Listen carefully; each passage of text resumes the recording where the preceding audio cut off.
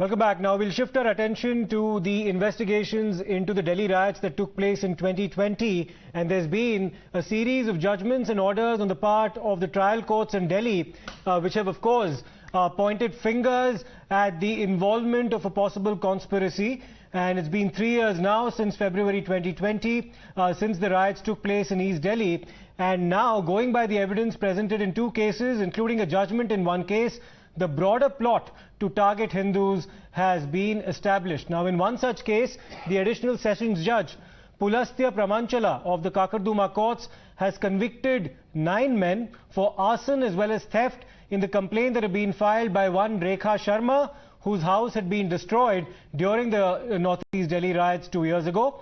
Now, on the intervening night of February 24th and 25th in 2020, what's come out clearly in the verdict is the plot to target members of the Hindu community and demolish their properties. The judgment clearly says, and I quote, that the unruly mob that had assembled outside Rekha Sharma's house was guided by communal feelings. The judge also noted that the objective of the mob was to cause maximum damage to the properties of the Hindu community.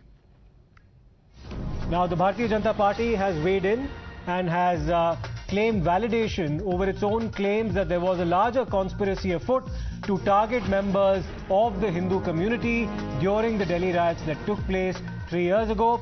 And the BJP has also said that these kind of incidents should not take place again.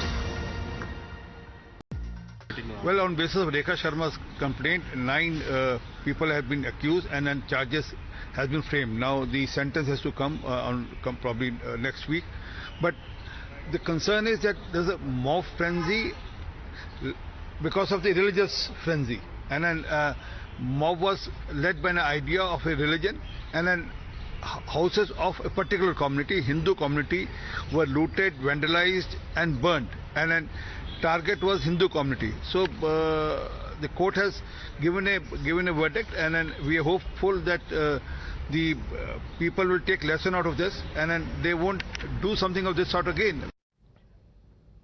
Well, Neelashish has of course been tracking the developments when it comes to the investigations into the Delhi riots cases, and how they're actually panning out in court as well. And Neelashish, specific to the complaint that was filed by Rekha Sharma, the judgment that has been delivered by the trial court is fairly exhaustive. It's gone into the aggravating circumstances as well as the mitigating circumstances in some detail, and has come to the conclusion that the 9 people who've been convicted are in fact guilty beyond a reasonable doubt in their attempts to target the Hindu community. Absolutely, Siddharth. The court very clearly states that these 9 convicts gathered in a mob and tried to break open the house of Rekha Sharma, who's the complainant. And this happened during that crucial time, the intervening night of the 25th of February and the 24th of February and the 25th of February, where the mob broke open the rear gate of her house, robbed goods, damaged the house, set the upper floor room ablaze as well.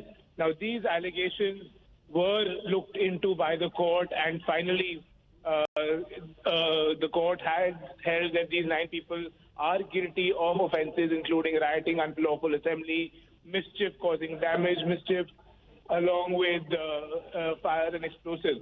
It has also been stated that in this case, the convicts had become part of an unruly mob which was guided by communal feelings and was having a common object to cause maximum damage to the properties of persons belonging to the Hindu community. So very, very significant findings by the court as far as this case is concerned.